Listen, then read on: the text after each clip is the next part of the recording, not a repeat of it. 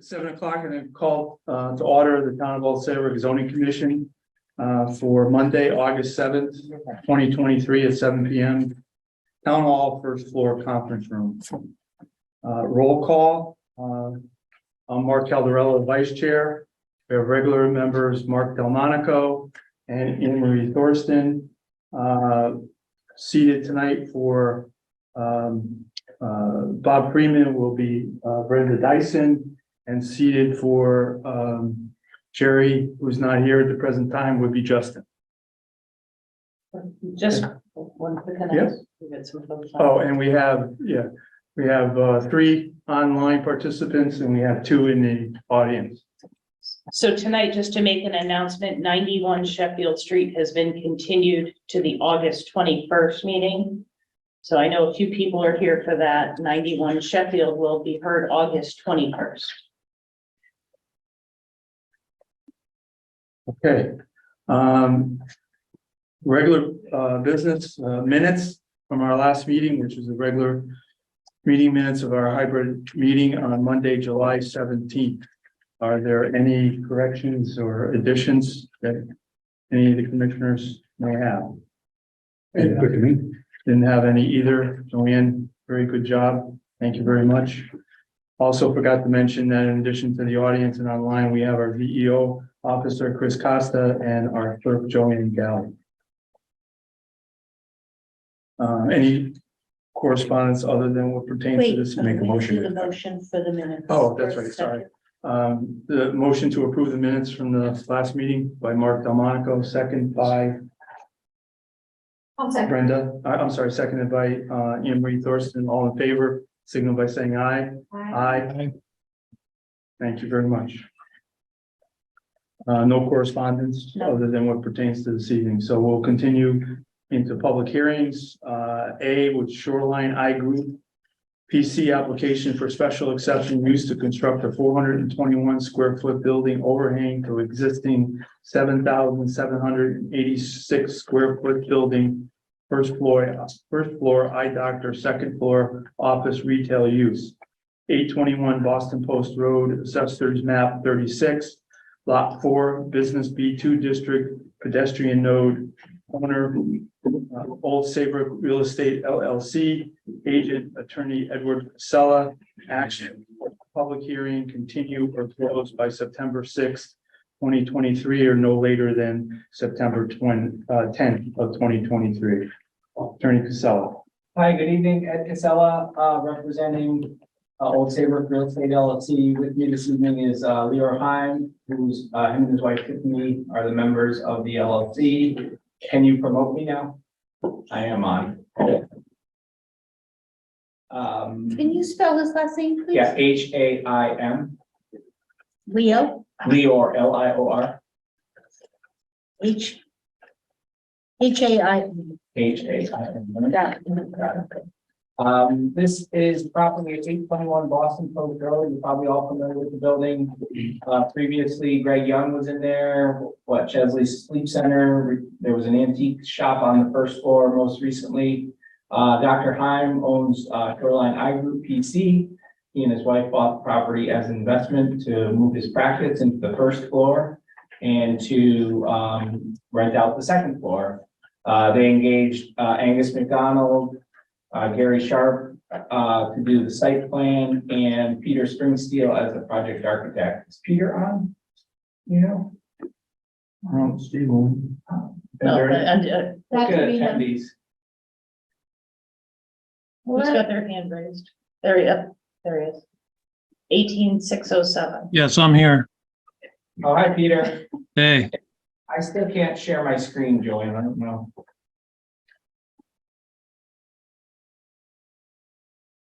Promote him to a panelist. He is, I did.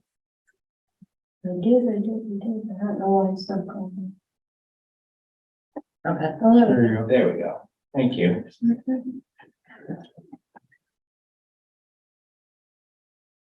I'm in. I think there's not going to give us feedback on audio. I'll share my screen and show you the plans that we have. So the site plan This is, north is actually to the left here. Route 1 travels, from the west to the east. Property has frontage both on Route 1 and on King Street up here, right below where Debbie's dog grooming used to be. The Epic, real estate property that's for sale is located here. So the overall proposal, and if you're familiar with this site, it's pretty basic. It's basically just asphalt in the building right now. There's really nothing to it. So Dr. Heim, what they're proposing is to really upgrade the building, add nice facade improvements, and to do some landscaping and additional parking lot improvements just to overall increase the look of the property. They got the benefit of the brand new sidewalk that was just installed. So that is in, but you know, the main change, the traffic is now going to be much better controlled. It's going to be one way only coming off Boston Post Road and exiting onto King Street. That allows us to have compliant parking aisles, 14 foot in width. The east side of the parking will be striped parking, and a new parking area on the north side of the parking will be further delineated here. The northern portion of the property where those arborvitaes are located, proposed, actually wasn't even part of this property until about, what, Chris, 4 or 5 years ago, when they, the Rhodes family who owned it before, purchased that from the Van Epps family, which owns the property to the north. So right now, there's only 21 parking spaces shown on this site. And with the delineation, we're able to increase that number to 33 parking spaces. So that's a pretty substantial improvement. And do a substantial amount of landscaping. As I said, now, if you're familiar with the site, if you've driven past, it's asphalt. The Route 1 asphalt goes right into this parking lot's asphalt, which goes into the next lot's asphalt. So there's 2 proposed landscaped areas along the front. A landscape strip along the front side on the west, and then a full landscape buffer on the rear that complies with the regs, 10 feet in width with the arborvitae that are planted.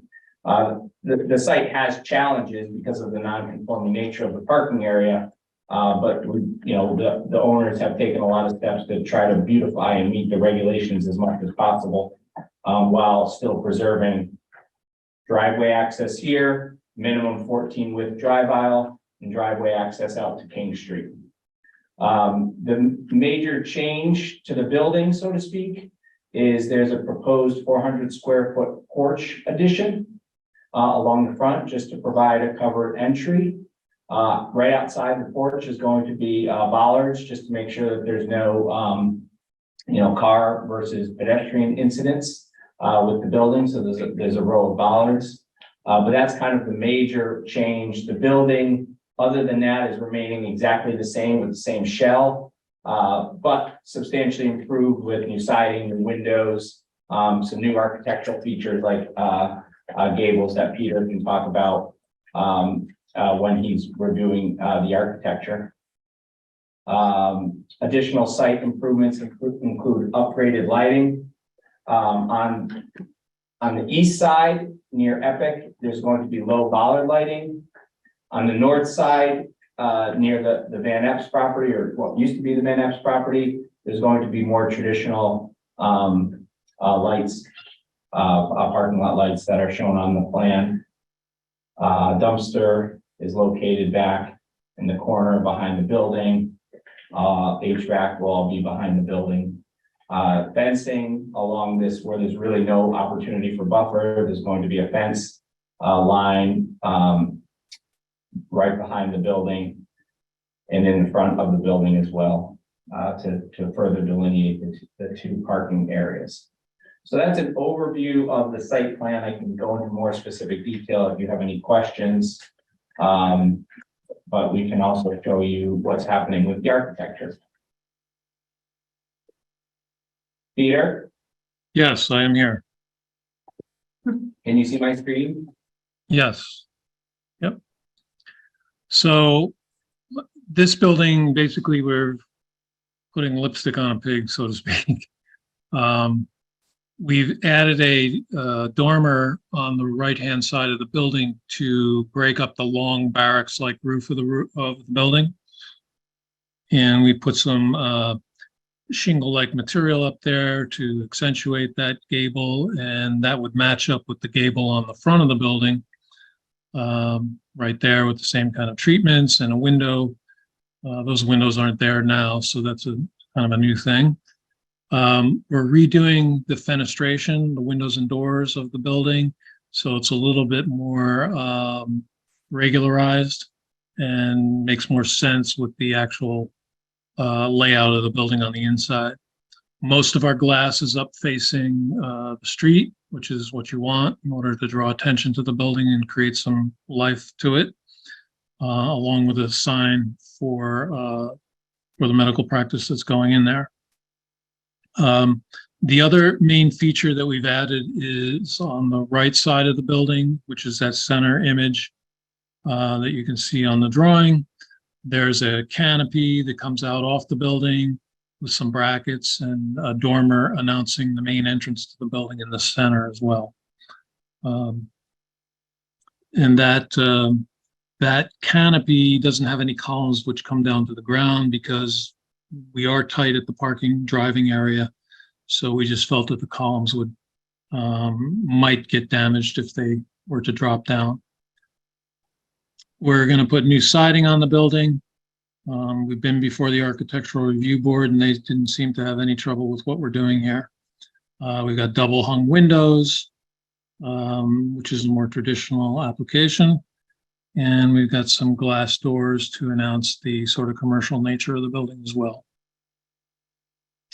The back side of the building, in the upper right there's not much going on. We've got our mechanicals and our exit coming out the back there. And on the west side of the building, which is the bottom image, pretty much the way it is today. They're new windows and a couple of new ones, new locations. But this building is very close to the building next door, so you don't really see a lot of it as you're driving down the road. Over on the right, I have some of the materials that we're using. We've got a architectural asphalt shingle for the roof. And then we've got vinyl shingles for the gables. And then we have a vinyl siding for the walls of the building. And we'll create some different colors as we're showing on the images here to give it a little bit of life. Ed, if you want to scroll down to the next slide, I think is the layout of the building. Our plan. Yep. So this is the new proposed first floor. You can see there's a dashed line in the upper right there, which there is a recessed porch in the building today, and we're going to fill that in to complete the rectangle of the building. And we've created a new lobby area with double doors. It's got an elevator in it, which is not there now, and a new stairway getting you up to the second floor office space. The medical practice entrance is up in the right-hand corner, closer to the street. And you can see we have the usual arrangement of treatment and office spaces serving that medical practice, and a couple of bathrooms, handicap bathrooms, which don't exist there now. And in the very back, there's a second means of egress coming down from the second floor stairway there. And you can see on the top there, we have our samples of our lighting that we're going to have on the exterior of the building. The one on the right lights up the signage that's at the front corner of the building. The recessed light is going to be in the canopy, the new canopy that runs along the side of the building. And the lantern goes out in the back of the building. And if you go to the next one, Ed, we can look at the second floor layout.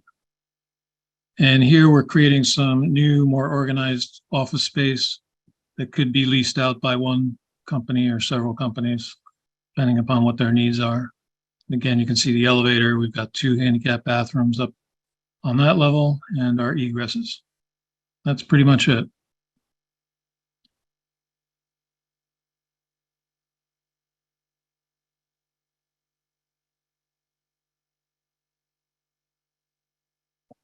And review the signage with you, as well. There'll be a new, pylon sign out replacing the existing sign that's there today. If you look at the photo, you can see what's there currently.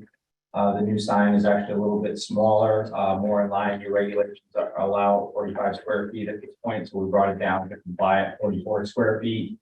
Main sign for Shoreline Ag Group, and then up to 4 tenant panels as necessary, for filling in tenant needs.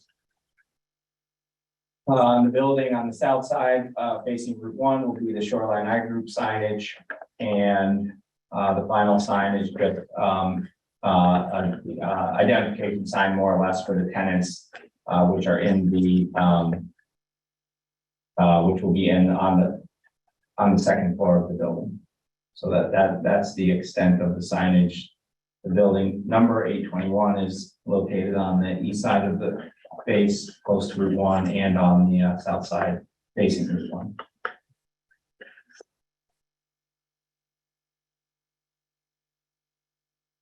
That's it.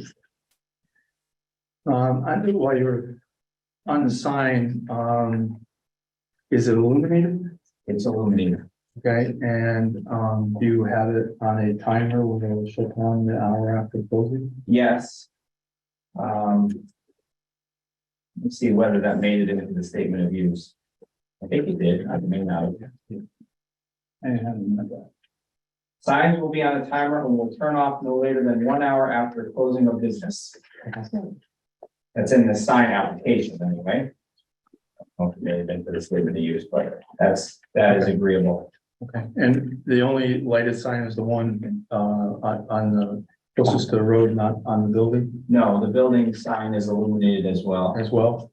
So the, one that's on page 2 of my attachment says Shoreline, that's lit, Correct. right? And that will also be Yes, timer? Okay. yes. Now, is the post getting replaced? The actual sign post, I don't know. I'm gonna say. Particularly, yeah. We're hoping to reuse the post and vice. I was just thinking about lowering the height of the sign from the 13 feet to make it more conforming.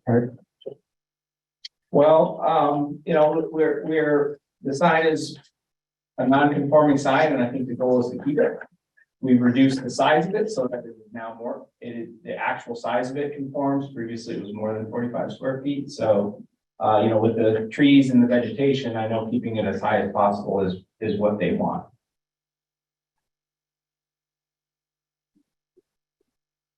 So the overall height of the sign will be 13 feet. Same as currently. and was that the ARB ARB does not have any comments on it. on the sign? But there'll be a fence in front. There'll be a fence and shrubs. Right. Correct. And just to confirm again, because I want to make sure I heard you correctly, is the sign on the wall of Shoreline Group is lit and will conform to an hour after closing. Yes. Right. Yes. The landscape in the front section that you've added, Yes. is the proper setback 25 feet? No. No, we can't. You know, this is a tough property because if we go to 25 feet, then we're eliminating parking spaces and we're already at a parking space deficit. So under zoning, the actual parking required for this property is 40 spaces. 40 spaces, right? You Yeah. currently have what, 21? 21 spaces, and with this new design, we have 33. So is currently non-conforming, It's currently and it not will be less non-conforming with 33 correct. parking spaces, correct? Yes.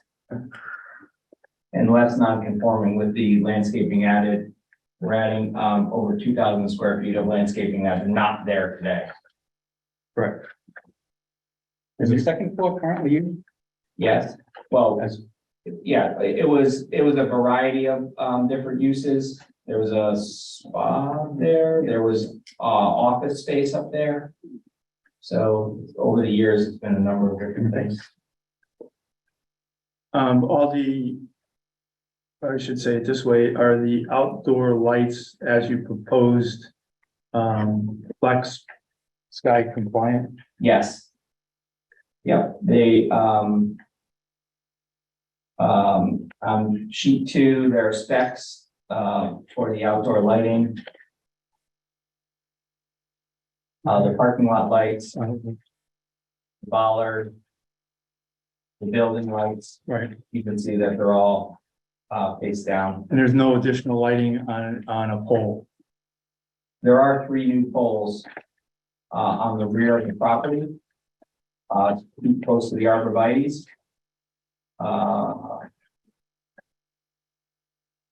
Pole. So, on the west side, one here, new pole light. Right here, new pole light, and right here, new pole light.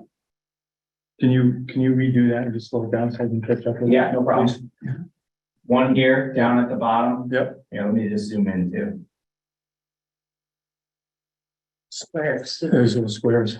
Yeah, Okay. yeah, you can see the 3 squares, and then there's bollards, short bollards on the east side here. You see Yep. here, one, here, there's one, here, there's one. And here, there's one. Just it's pretty tight over there with the neighbor's Right. fence. The parking, so just keep it. Provide safety lighting, there'll be lighting coming off of the canopy from the building as well, to light up the parking. There's recessed lights that are under here. So just adding a little extra lighting on this side, And that lighting, there's no lighting that exists there today. there's no lighting, Right. The 3 that are in the north side are those are pole lights. those are full lights. And are they compliant with the zoning regulation in terms of the height, overall height, and also from that it's not standing on a concrete pillar or No concrete above grade. Wait for the event. Agree to that. Maybe no more than 14 feet.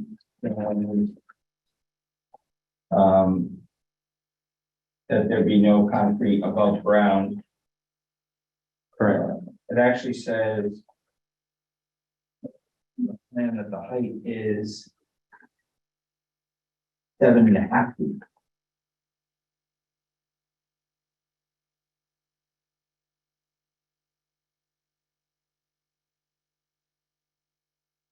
I don't see anywhere where the plan says that the concrete, I might be missing it, but. So we could amend the plan to show that the concrete is there. That great. The whole, the That concrete grade? is not above grade. okay, so at grades that could be a condition Yes, agreeable to you. yes.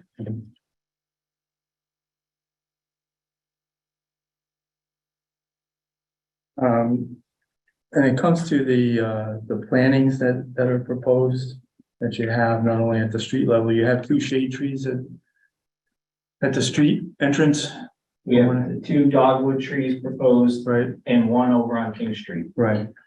And there's the arborvitae's that are along the north side, the Yes, back.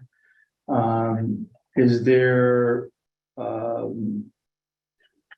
suggestion that maybe you replace 1 or 2 of the arborvitae's with a shade tree, as well as in the far northwest corner where there's a void of any plantings, Mhm. another shade tree?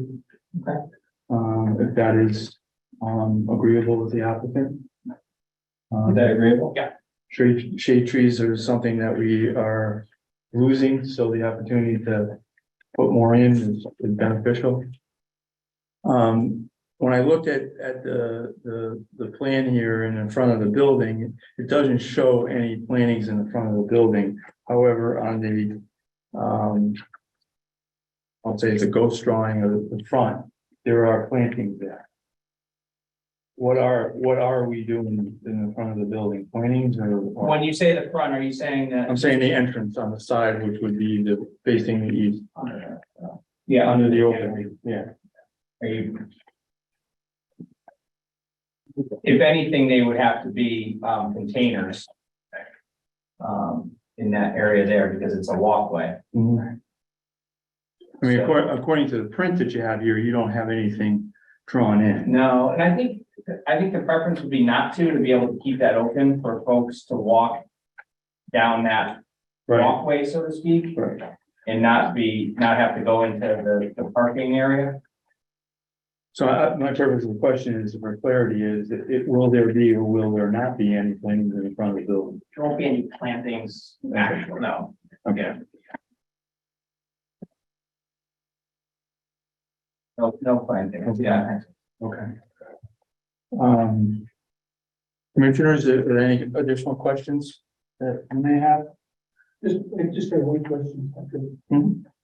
count, I think I count, brother, 16 spaces on the north side. You say 15.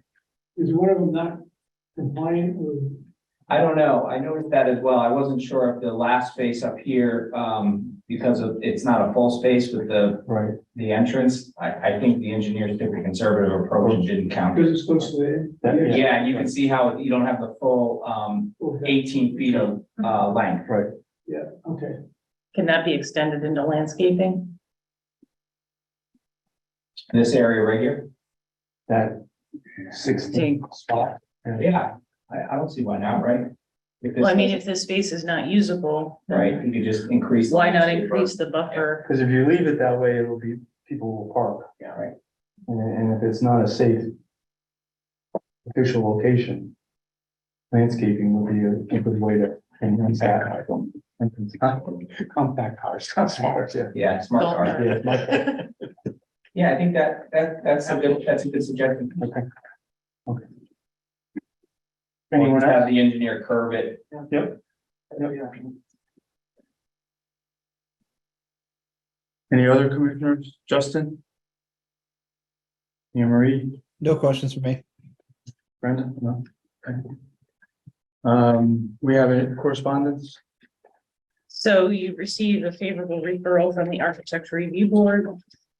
Referrals went out on July 12th. I didn't expect anyone at this point. So we have everything that we're gonna have. At this time, open it to public comment. No one's here physically here, but online, is there any public comment? You wish to raise your hand? Press the raise hand button if you would, please.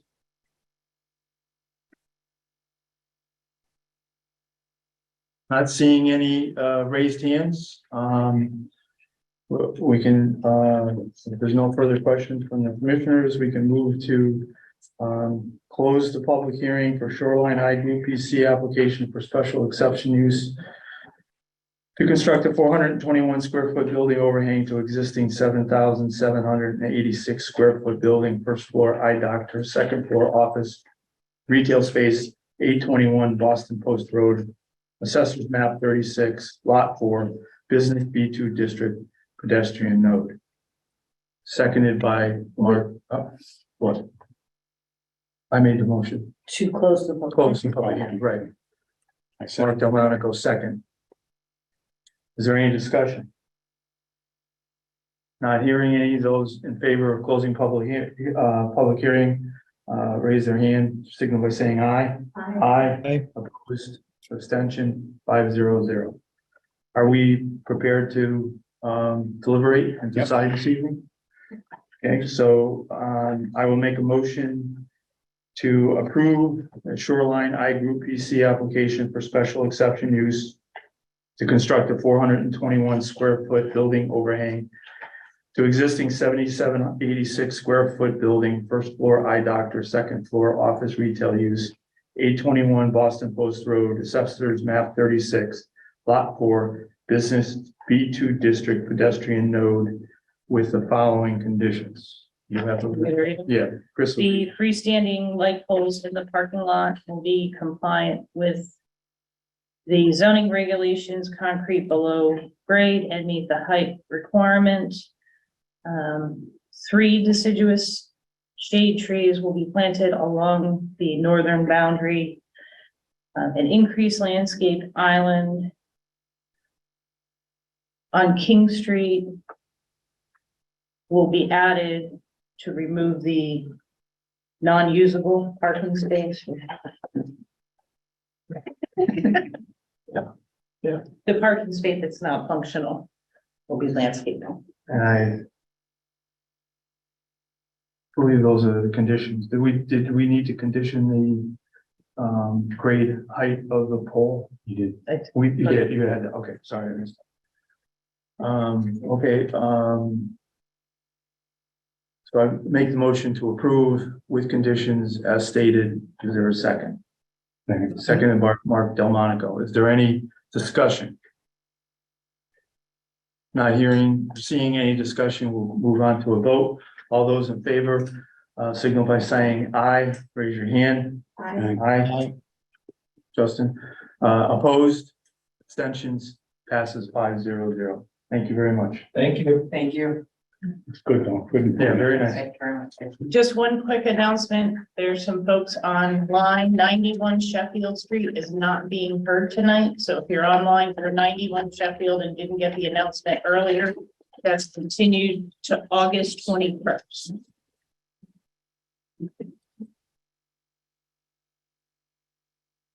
Have a good night. Good night. everybody. Thank you. Thank you. Okay, next point of business is food bag. So old business A, food bag, pre-application discussion regarding parking calculation at 1630 Boston Post Road, Assessors Map 26, Lot 38, Business B4 District, applicant AMG Pub 2 LLC, agent attorney Amy Suchins. Attorney Suchins, welcome. Hi, good evening. Amy Suchins for the record, representing AMG Pub. This is in follow-up to our June pre-application discussion with you. As you'll recall, we had come in, we're looking to make a small addition for some storage space and a walk-in cooler at the back of the building and do some other site improvements, landscaping, etc. When we left the meeting with you in June, we did some further analysis based on that conversation, and particularly as it relates to parking. So what you see in the letter that I had sent to Ms. Costa was that the question of how we calculate parking on this site, which is, as a reminder, non-conforming, is not clear under your regulations. There are a couple of different ways that we could approach parking. The first of which is under your provision. I'm happy to screen share if you want me to pull up the regs. But with respect to 62.4.4B, there is a provision for unlisted uses. So something not specifically called out in the regulations can be determined by the commission for its parking requirements. And I think that's, again, where we fall here. The other two uses are obviously the retail store, which a convenience store is a subsection. And then there's also a provision for motor vehicle fueling stations without repair facilities. As I noted in my letter, both of those appear to result, particularly the fueling station requirement, results in a parking calculation that seems rather excessive for a 2,000 square foot building. But so where we are is that we either need to figure out whether we could apply under that unlisted uses provision, whether the commission's interpretation would be that we are supposed to somehow combine the uses, which I also noted in my letter. As I said, if you combine the fueling station without repair plus the convenience store. We don't count the pumps, it's 29 spaces. And then the other alternative that we were looking at was to create a text amendment that would specifically call out this type of use, and therefore be able to put in a combination sort of fuel and convenience requirement. We could do that narrowly, so that way if there's concerns about addressing non-conforming sites, we believe that to be us and the Cumberland Farms on the other side of town. But you know, that's another option.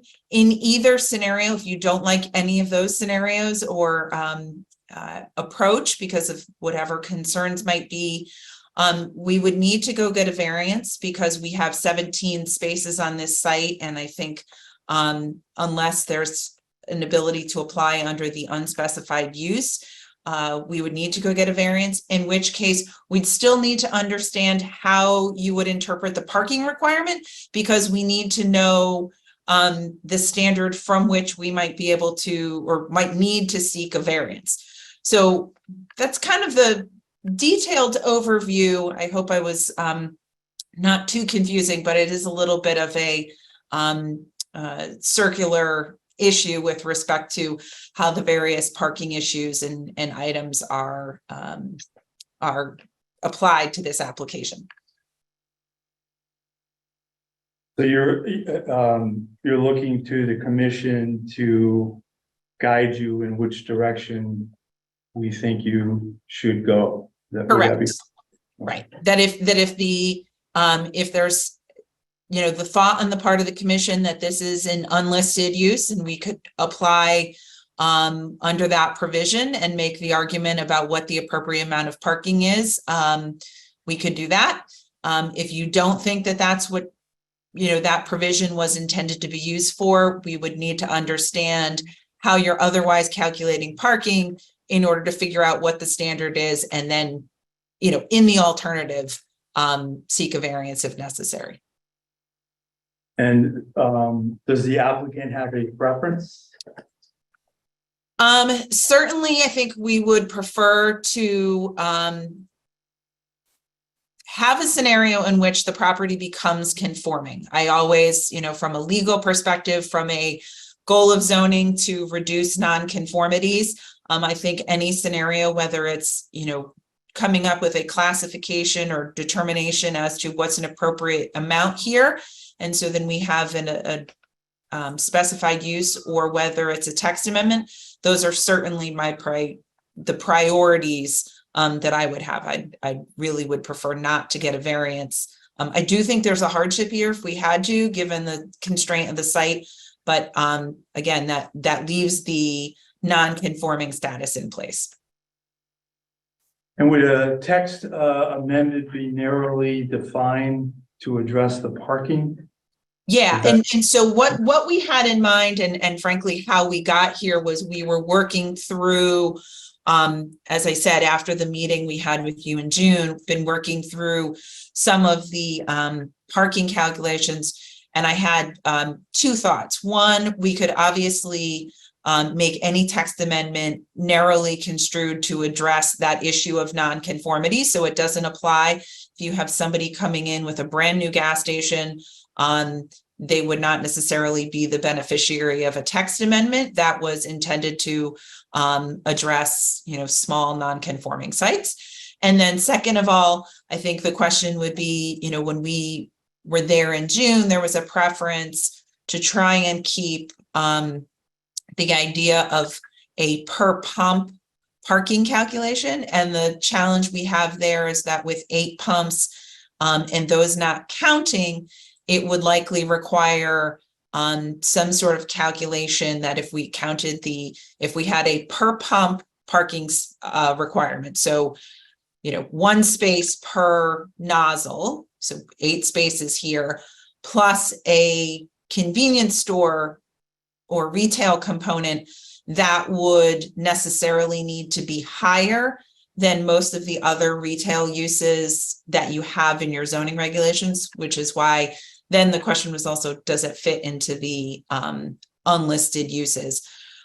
So when we looked at all of this, I think there's a couple of different ways we can craft it. And that's why we were ultimately looking for the commission's guidance that if you wanted us to maintain the idea of, you know, parking spaces based on the number of pumps, that would entail a probably something closer to a one space for, you know, 250, if not higher,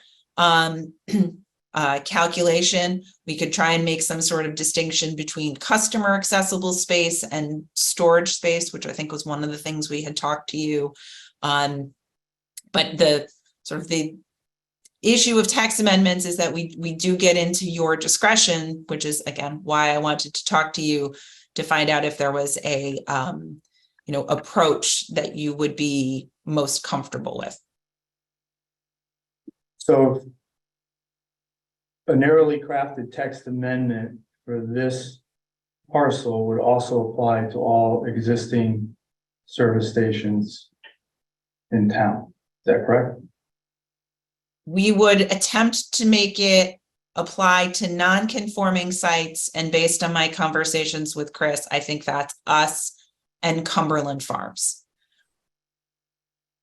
I think it may be more than that. So I think most of the, especially the older service stations, I mean, I'm thinking of the Adelman station, you've got Right. Henny Penny. And I don't think they're gonna, I mean, I haven't sat down and calculated it, but I think we have a number of non-conforming gas stations Right. that have just evolved because of their age and they've been here for so many years that would probably fall under this category. Right, and we'd be happy to look, if that was something that was a concern, we'd be happy to look at, you know, what the text amendment, how its applicability might fall. I'll tell you, when we were looking at this and kind of evaluating what the options were, Cumberland Farms is almost identically the same size site. A few, I think, fewer parking spaces than we have, almost probably based on our rough measurements, probably within 100 square feet, same size building. So it's very comparable. So we were looking at some of that, but again, happy to look at anything else or hear what your preferences would be. This would be only with convenience stores, right? Not just, okay, Right. so the Adelmans, let me take that back, Yeah. that's a service garage, it wouldn't fit, it would be Right. the Chucky's, Henny Penny. Penny, right. How about the Sunoco? Sunoco has convenient. Yeah, both. There two of them, or one. One of them I think is changing the They goal, changed the so name to golf, yeah. threw me off. Yeah. Yeah, right. That's another one. There's the Shell. shower also, right? This one. So, question commissioners, what's the preference and feeling of direction to the applicant? Justin? I don't have a particular preference. Or if you're uncertain? Yeah, I'm concerned. Emery? I think I'd lean toward a text amendment, because if you go with that unlisted uses, I mean, if this says, based on parking requirements or listed use of similar characteristics. And we do have a regulation for convenience store, so that's similar use. Right. So that kind of ties it in there, so maybe text amendment would be the way to go in there. Brenda? I'm confused. You're confused. Can we help you? I'll listen more. Okay. Go ahead. My preference would agree with, sir. I would agree with Anne Marie, a text amendment would be the preferred direction that I would like to see the applicant go in versus, the other two. And I think that if it's narrowly constructed to apply to these type of non-conforming sites, I think we can come up with a workable plan that works for the applicant, and works for the town. Okay, we can certainly do that, and we can, you know, as part of the process, talk to both Chris and also look at the, you know, any of the other sites that may be affected, so that way you have a full, and I know that's always the question for commissions when you do text amendments is where else are we Right. affecting? So we can certainly look at that. Right. So that whole picture would be looked at, but the preference. Yeah. Would be for text amendment. Does that help you with the guidance that you're looking for this evening? It does. And then we can, like I said, we can continue working with staff to sort of craft something that would be narrowly tailored, but also try and minimize the non-conforming nature of not only our site, but maybe some of the others. Okay. Great. Very much. Good. Thank you. Thank you. Okay. Thank you. Moving on, 91 Sheffield was continued to 8/21, so that leaves item 7, which is workshop, drive-through windows as accessory use for financial institution, pharmacies, indoor restaurants, with food and beverage establishment. Moratorium ends 12/1/2023. I think you all found in your package that we got was a map that was prepared by our CEO land use. We got some additional documentation, copies of regulations today as well. So at this point, I would ask that our Chris, our CEO officer, go through the map and discuss that so that we have clarity in what we're looking at. So since the last meeting, and I know we talked about talking to our traffic engineer and talking to Jeff Jacobson, and there's been a few scheduling issues that's kind of delayed that a little bit. But at the same time, I think at our last meeting, there was some discussion, are we headed the wrong way? So what I did was I had this map put together for you that shows every parcel with 350 feet of frontage and 400 feet deep, parcels of less than 90,000 square feet, parcel lines, and parcels with inland wetlands or tidal wetlands soils. And this demonstrates the area on 166 of Spencer Plains, Boston Post Road at Boston Post Road East, which I believe is where the focus has been for the drive-throughs. And we do have the text. I also think from our last meeting, we started talking a little bit about, we started with a one-page regulation, and now we have several pages of regulations. So before I got further feedback, I think we really kind of need to circle back and make sure that everybody's on the same page. So what I did was I went and I pulled the old regulations that were in effect. And that's we gave that to you tonight, and that was emailed to you. So for the most part, drive-through regulations it stayed the same for many years. And I didn't do the whole history, but I think things started changing around August. That started changing when we ended up with the CVS drive-through amendment, and that was around 2017. So in 2017, so prior to that, we had in each district, and I copied you the August regulations of 2017. You can see that the regulations were very simple. And for example, under the B3 district, it was an indoor restaurant or other food and beverage service established with service to customers at a counter or motor vehicle or takeout window. And then the drive-through for financial institution and pharmacy regulations that came, CVS, I think that was probably, I think CVS was maybe 2005. So that's been our regulation for quite some time. Our regulations started to change where we had I think it may be missing.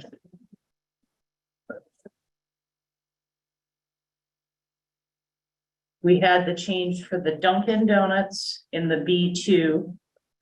That was a modification. This may not have gotten copied or it was omitted from my copy.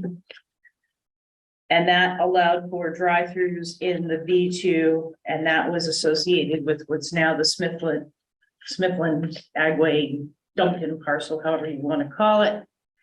And then that opened it up in the B2. Following that, we received a business for petition from CGCT, which is 1654 Boston Post Road, which is the former Benny's Plaza, that opened up drive-throughs in the B2, the B4 district in 2021. Following that, in May of 2022, the zoning commission revisited the regulations during one of the housekeeping kind of regulation fix text amendments. And at that time, now that it was open in the B2 and the B4, there was some thought about B3, which was the original area for drive-through restaurants at the time. And did we really think it was appropriate to have drive-through restaurants? That regulation then went through and eliminated the B3, and the B3, we do have, I mean, kind of from McDonald's kind of to Luigi's, that area, you have your zoning maps. There's other small pockets in town, not that they would all work, but that was eliminated during that discussion, and we consolidated the text for pharmacies, financial institutions, and we deleted the 2,000 square foot building size minimum for drive-through pharmacies and the 80,000 square foot lot size to consolidate the regulation. Then we received a petition in August of July of 2022 that was effective in August of 22, because when the CGCT application went through, what had happened was our regulation amendment went through. The drive-throughs were no longer allowed in the B4 district on Spencer Plains Road. That was only the Boston Post Road. So the applicant at the time, the contract purchaser SPR Oasis, came in and amended the regulations. And that's how we got where we are today. So I don't know if it makes it more confusing or helpful, but I think we kind of started talking a little bit at the last meeting about the history and going back to, okay, this was our regulation to what we currently have. So I think, I mean, I will get you the reports from our traffic engineer and our civil engineer and our attorney, but I just want to make sure we're all on the same page and going the right direction if we're going to narrow it down, or that's what you're looking to do. I'm just here to provide you the information that you need, and I think at least now having a map that you can see some of the sites may be a little helpful, and we can also go back to the text too once we. Well, the map shows what potentially would be allowable for drive-throughs in the town of Old City. Okay, compared to where we were at the beginning of the first page here, where we started off back in 2017, which was basically, and correct me if I'm wrong, was between Spencer Plain Road and Ingramville Road. Is that correct? It was the B3 B3 district for restaurants, and then at that time, and like I said, I mean, I could have gone through everyone, but I think this is when we really things started to change. I mean, before that, the drive-through financial institutions, we'd always allowed that in pharmacies. We started to get a lot more detailed regulations for financial institutions and pharmacies, where it ended up that was really our first regulation, where it was almost a full page of regulation just on those. And then we had indoor restaurants and motor vehicles in the B3. So I think, I mean, the regulations they keep evolving. I think they keep getting amended. Right. And this shows how we ended up where we are. Where we are today, and where we are today is the proposed draft of drive-through. There's multiple pages that would be difficult to some degree to, manage both from the CEO side as well as the zoning commission side. What we've done is correct. And I think the process that we've gone through is correct, and we talked about this at the last meeting of taking a look at what is correct for the citizens of Old Saybrook and the potential applicants.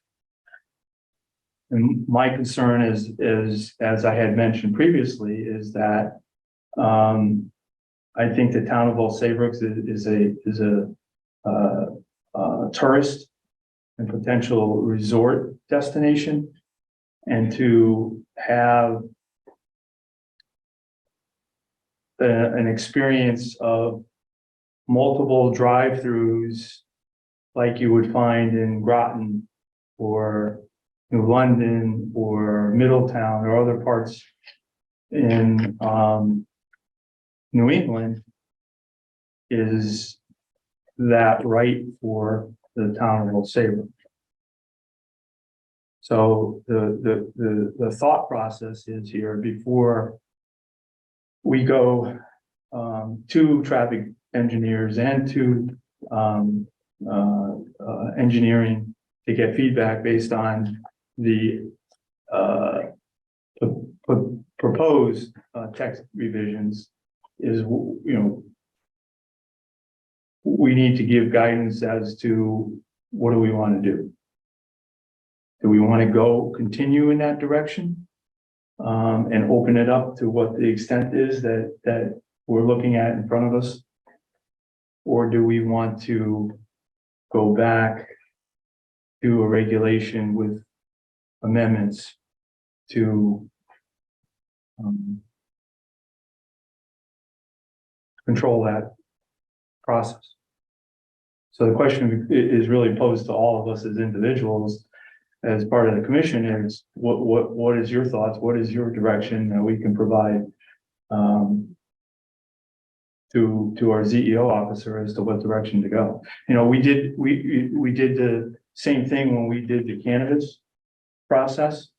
And while it was, we take a year and a half to do that, you know, some of it was good, some of it wasn't.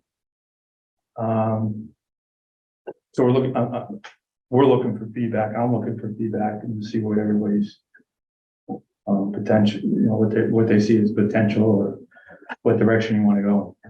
I have one question about the Map. map. So one of the things we added to the proposed regulations was that the drive-throughs couldn't be within 1,000 feet of each other. So you couldn't have. That's all correct. of these, That's right? correct. You couldn't have all those. If you had this one, the other one couldn't go because of the 1,000-foot setback. Yeah. That's So this map really just takes the existing parcels right So now. these are where they could go. could go. But it also doesn't take into consideration if someone was to assemble a number of parcels. And say, take 5 properties, make a 90,000 square foot property, get the depth. So it's kind of hard to judge where it would go. So, you know, for example, if one went to West Marine, then you'd have the issue of 1,000 feet there. You know, in some ways, I guess it would be who gets there first, but it could be, but it could happen in other areas of town. I mean, we have some parcels here on Mariners Way that potentially could get assembled. Yeah. They don't have, you know, the blue line around them, but there's their 90,000, they could pick up another parcel in the back, get the 400 and meet the regulation. So this is just kind of to get you thinking a little bit about what could happen throughout town. But I'm pretty sure the high school will not be. Yeah, the high school. And Are you sure? They're across from Mystic Market, which is predominantly wetlands, would be obviously very difficult to do that. But it's also too, caution is that this is a continuum. We have until December.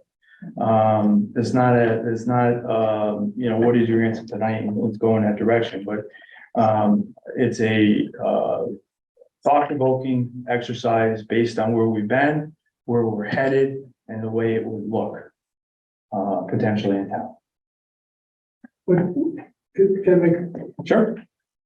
what this doesn't tell you is, and I think that I don't want to say scared us, but got us thinking about this was just with our regulations, what we could have seen.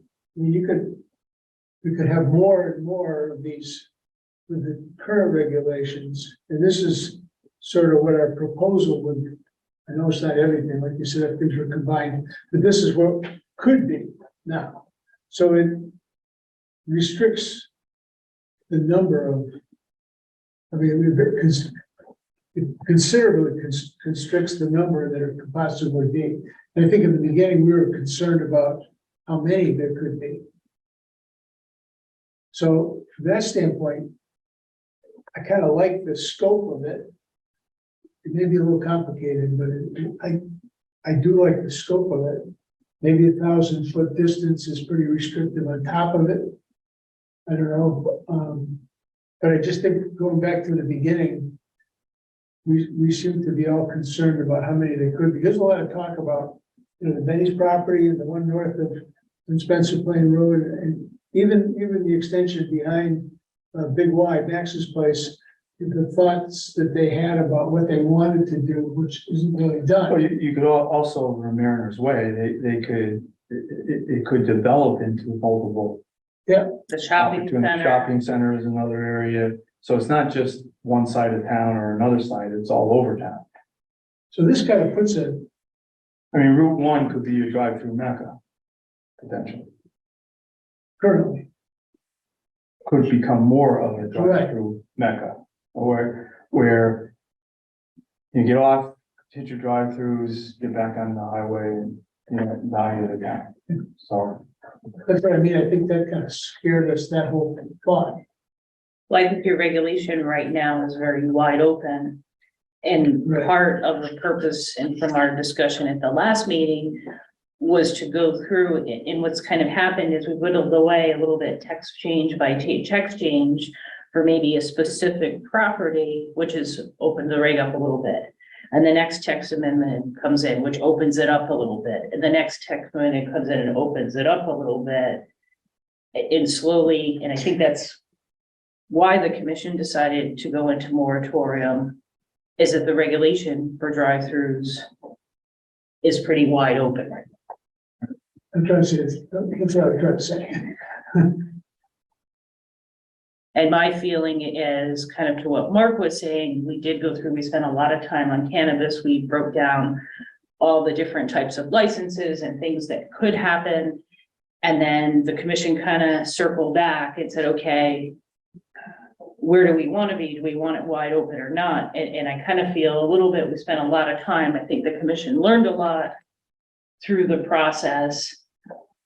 But to go through and keep working away at a regulation, if we're going to end up kind of doing that same thing and ending up in a situation where we're restricting, I think this would be the time, to talk about it, for you to talk about it as to how you want to proceed as a commission versus getting, kind of to the end of the workshop conversation or getting to a point where you have a reg amendment to circle back and say that's what you want to do. So that's why part of the reason that the map is here, just to kind of give you an idea and think of it throughout without the assembled parcels. I mean, the other thing is this does not show the existing drive-throughs either. Which would be taken into account if there was 1,000-foot setback. Correct? No. Yeah, well, I think the Separation. locations are exactly, they're not on there. Yeah. For some reason, I don't know why.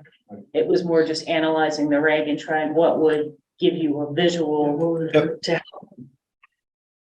Yep. I like the direction that this is going.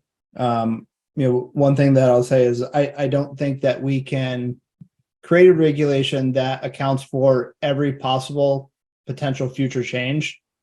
I think we'll drive ourselves bonkers doing that. But if we can create a strong set of guide rails, taking into account what's there now, and then looking forward thinking, but not trying to account for every single thing that could potentially happen, I think we're doing the right things.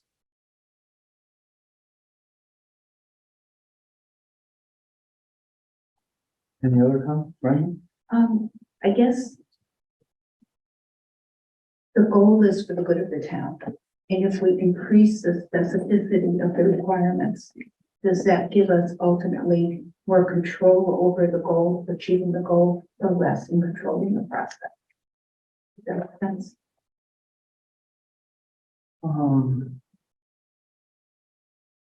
Good question. I don't know if it gives you more control or less. I think it increases our levers. Our leverage meaning the ability to control. Yeah, there's different things that we can lean on. If nothing's there, then everything's a special exception. And what do you fall back on? Well, I mean, it currently is a special exception right now, That's what I'm saying. Right. but the question is,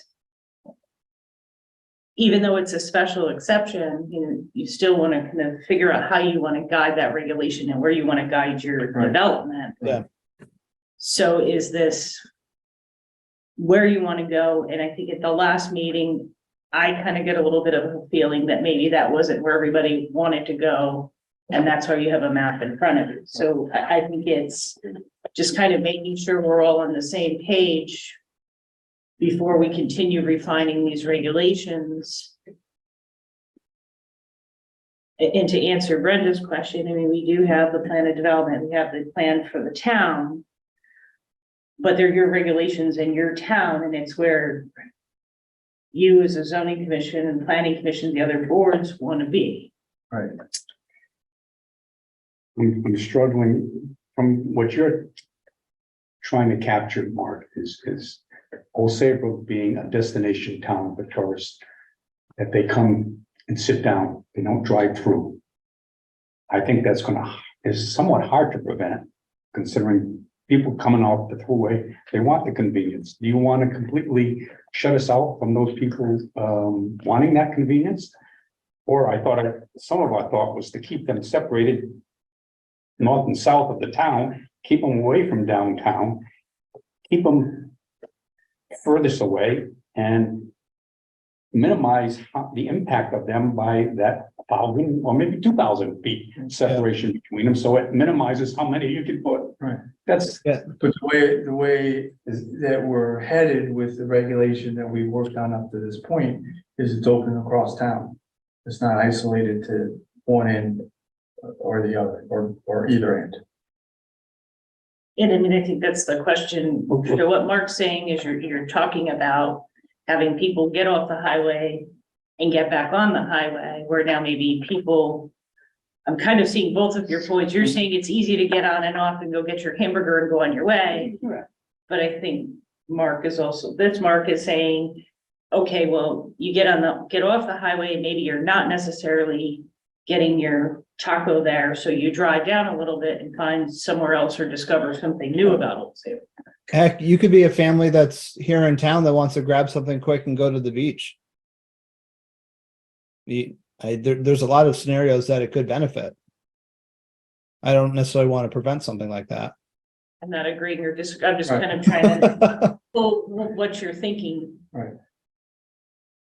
But you're, a lot of people looking for a quick stop, get off and get a bite and not necessarily sit down. your example is you're looking at it as either end of town. Yeah, keep them out of, keep them out Two of, ends of town. keep Say them that. out of downtown, Right. keep them out of Beach That's District. not what- I think. that's- I know, that's my, Okay, that's good. how I feel. which is good. Keep them out of B2, keep them out of downtown Main Street. Keep them on north-south or either end of the town. That's And my it's, gut feeling.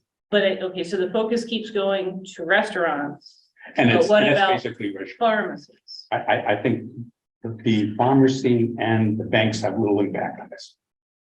At all, none of it at all. So I don't think It's- banking doesn't. It does have that, and the pharmacy hasn't, it's all about restaurants. For sure. I mean, could we rewrite it to kind of put a limit, like, I'm not saying that this, like Schoolhouse Road to Main Street, or nothing, instead of the zone? You know what I mean? So, I mean, right now, and we've gone back and forth with the whole B2 portion. There was the discussion of removing the B2 completely. Well, the B1 is no longer, it's not allowed in the B1 other than, it's not allowed for restaurants in the B3. So now you're really into the B4, which is Route 1 or Route 166. And then that 1,000 feet with a lot size requirement. Separation, yeah. But there's been a lot of back and forth, so I'm kind of afraid we're going one way and I'm helping you write something and then all of a sudden here and there's, wait a minute, let's rethink it. And I've gotten the impression that banks are really not an issue, depending on the conversation. I know there's been some talk about pharmacy, having backup and so forth. And to almost the same degree, pharmacy, as I would agree with you. It's really restaurant.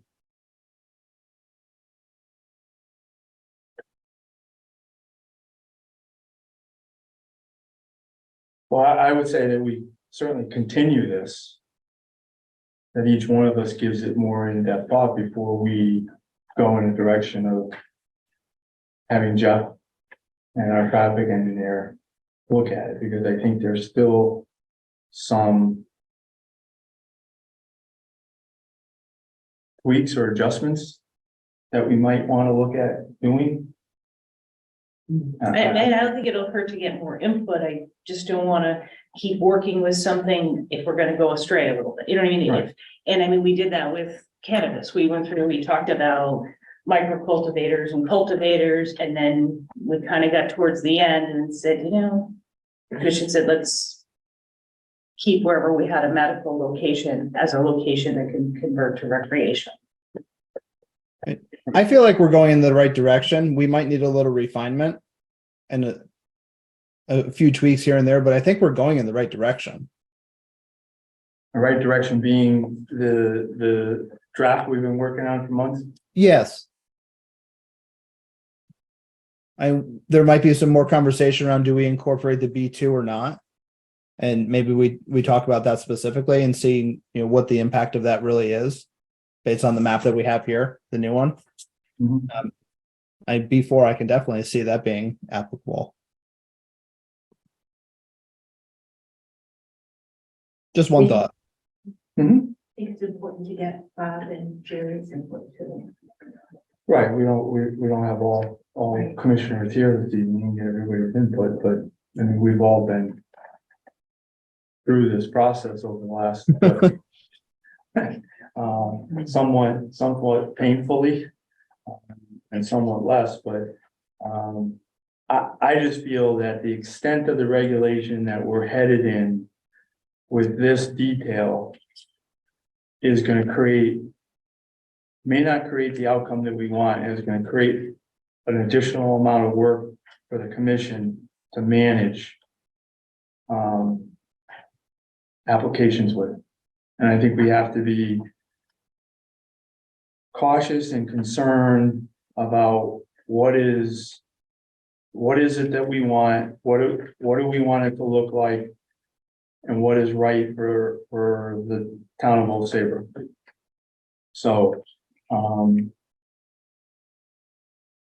I think we can continue the conversation for the next meeting with Jerry and you know, maybe Bob as well, to get some more input. And then I would ask all of us to take the time for the materials that we got this afternoon to read through the history of where we've been, where we came from, and where we're going with that note. And then hopefully by our August meeting, we can give Chris some direction as to go, okay, let's get Jeff and let's get our traffic engineer involved in this and get feedback from them. Does that sound reasonable? Yeah, I mean, I think so. we can get feedback. I just don't. I want to make sure everyone's on the same page. Yeah, And that's not kind sure of, either. I'm not sure if everybody is. That's kind of the feeling that I'm. I just think that some of the stuff we're doing makes it easier for us with the plans, you know, because we're telling them specific things, like you need this many parking places. if you have this, there are definitely things that made it easier with your plans, so. It'll, I think, make an improvement to all drive-through stacking, iPads, all of that stuff that we've added, I think will only improve the efficiency or whatnot of a drive-through. So I don't think we want to, just let this go by. No, I'm not saying throw it out the window. I'm saying take into account where we've been with our various regulations and where we're headed with this regulation. And are there adjustments that might need to be made? Or do we go back to the beginning and say what we had was good enough and leave it the way it is? So am I hearing a consensus from everyone this evening that you would prefer Chris to move it forward with the two other parties? I think it would be good to get the additional input. Okay, Mark? Agree. Yeah, Emery? I think so. Brenda? I agree. John? I agree. So that's the direction we'll go. Basically, the third part of this that the map depicts, I like.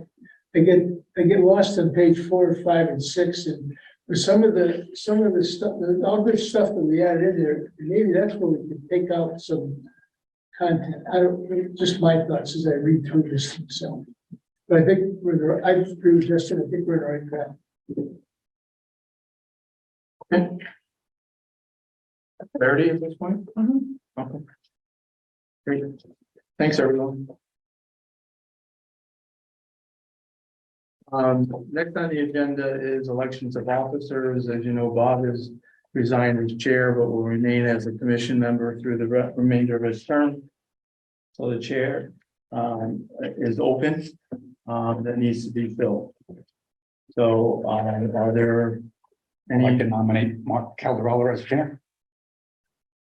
are there Second any that. other, sorry? Second, Are there any other nominations from the floor? All right, not hearing any, then put out to a motion that Mark Caldarella becomes the new vice chair. chair. You already got the other one. I'm already there, right? Yeah. Congratulations. So on a vote, all those in favor signal by saying aye. Aye. Aye. Opposed? motion. I'll second. Aye. Yeah, Justin made the motion and. Yeah. You made the motion, right, Justin? I That's seconded, not yes, me. I made the That's motion. No, You made the motion and and Justin. Okay. Justin Yeah. seconded it. Now we Thank need a you. mo- So as a result of me stepping up to be chair, there's an opening for vice chair. So are there nominations? Is there a nomination from the floor for a vice chair? Person that to hold an officer has to be present the evening of the elections. So in that case, I would nominate Anne Marie Thorsten to be vice Can I chair. decline the nomination? Absolutely. I'm gonna be missing a couple of meetings, so, No, you absolutely can decline it, but yeah. All right. I'm gonna- you're gonna pass. Okay, all right, And I will pass. and you will pass. Okay, And Bob is passing. passing. So we would have to leave the vice chair open until the next meeting, based on full commissioners being here. True. Currently, so chair is filled and secretary is filled, there's an opening for vice chair. Correct. Okay, we good? Are we correct on all that? Correct. All right. Thank you very much, everyone. Committee representative and staff reports. Do you have anything? I don't even know where to start. We're still super busy. The planning commission just wrapped up the plan of development we're working on. So that's a comprehensive 10-year plan. We're working on the final formatting, but the content has been wrapped up. Land use department's been working very hard. We're submitting our sustainable Connecticut. You made it in time for the submission for sustainability. It's next week is the submission, so we're trying to wrap that up. Right now, planning is also starting, or they're not starting, but I'm in the background with Marilyn Olsels from Fenwick. We're meeting bi-weekly because the planning commission needs to start updating the natural hazard mitigation plan, which it's kind of unbelievable how quickly 5 years goes. So they're gonna have a kickoff in the fall. I'm involved bi-weekly in the Mariners Way Committee for with the consultants that were revisiting Mariners Way to get some economic input and to see where we're going with that. The 2023 resiliency grant, that's another one where you'll see a lot. You'll see our website called Foreshore Resilience. That's the multi-town grant that Clinton, Westbrook, Fenwick, and Westbrook had. So there's going to be a number of pop-up information sessions. So if you see somewhere Foreshore, that was that 2022 NIFWIF grant with Long Island Sound Future Funds. We're busy, whether it's violations, whether it's projects, whether it's rewriting. So we just have a lot going on. Your next meeting, obviously, we have the continuation of 91 Sheffield. It's hard to believe it's September is on my radar, but and the other Saybrook Point Inn has a modification, special exception, 633 Middlesex. Remember we talked to Yale and did a text amendment for them some time ago. They're coming in. Penny Lane Pub was another one. We asked that they return after their summer trial for their music. And we do have a few other special exceptions that are coming in, so I could go on and on, but I think that's. Do we have any, I know that you read in the paper and in the news that Whole Foods has resubmitted, I guess they started with inland wetlands, that there's premature before zoning, right? So the first night of, next week, August 17th is the first night of the inland wetlands hearing for Whole Foods. I'm assuming that'll take a few meetings. Typically following an approval, they would submit for zoning. So it's not something I see in the next month or two. They did start preliminary discussions with the Architectural Review Board. That's at their next meeting, right? They've heard, this is the second, they're trying to get some preliminary feedback now. So things are but not in front of the zoning commission at this point. Okay. On that note, entertain a motion for adjournment. Mark, motion second by Anne Marie. All in favor? Aye. Aye. Opposed, abstentions. Thank you, everyone. Good night.